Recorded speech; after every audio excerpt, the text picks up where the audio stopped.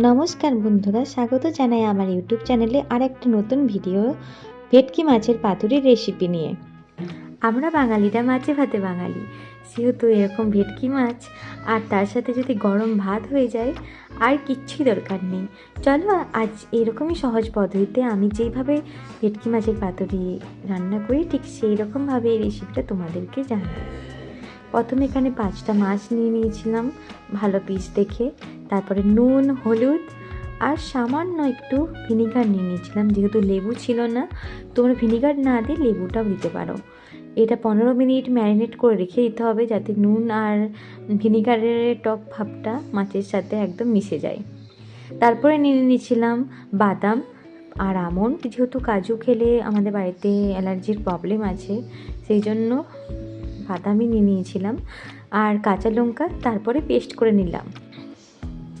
তারপরে দিয়ে দেবো সাদা সর্ষে আর কালো সর্ষে পরিমাণ মতন, আর তার সাথে দিয়ে দেবো অল্প পরিমাণ নুন, যাতে তেতো না হয়ে যায়।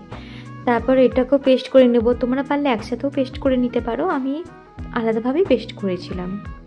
তারপর সর্ষেটা পেস্ট করে 2 চামচ সর্ষের পেস্ট আর আগের পোস্ত বাদামের পেস্টের সাথে মিশিয়ে মাছে দিয়ে ভালোটি করে ম্যারিনেট করে নেব। আর অ্যাড করব 2 চামচ টক দই দেওয়ার পর মাখিয়ে সর্ষের তেল দিয়ে দিলাম 4 চামচের মতন, তোমরা আন্দাজ মতন দিয়ে দেবে।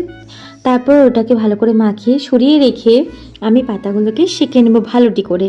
পাতাগুলো অবশ্যই ভালো করে সেঁকে নিতে হবে, মাছটা দিয়ে মোড়ার সময় পাতাগুলো ভেঙে যায়, সেই জন্য আমি ভালো করে সেঁকে নিয়ে তারপরে মাছের ওই যে পেস্টটা করে রেখেছিলাম সেটা দিয়ে দিলাম। আমারটা অনেকটাই পাতলা হয়ে গিয়েছিল, তোমরা যা পারলে অনেকটা ঘন করে পেস্ট করার চেষ্টা করবে।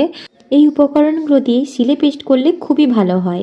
তারপরে দেখো ভালোটি করে আমি পাতাটাকে দিয়ে তার সাথে সুতো বেঁধে ভালো করে জড়িয়ে নিয়ে সব মাছগুলো পরকে পর গরম তেলে দিয়ে দিলাম।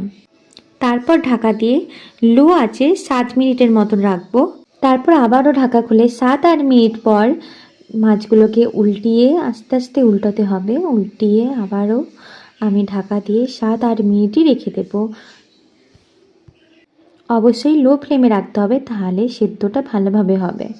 আবারও 8 মিনিট পর ঢাকা খুলে দেখে নিলাম পাতুরিগুলো কত সুন্দর ফেপে উঠেছে। এটা হলেই বোঝা যাবে যে পাতুরিগুলো কত সুন্দর ভাপে সিদ্ধ হয়ে গেছে। তারপর নামিয়ে নেওয়ার পর গরম গরম ভাতে গরম ভেটকি মাছের পাতুরি পরিবেশন করার পরে এত সুন্দর ভাত দিয়ে খেতে লাগে যে মনে হবে এরকম ভেটকি মাছের পাতুরি পুরো শীতকালটা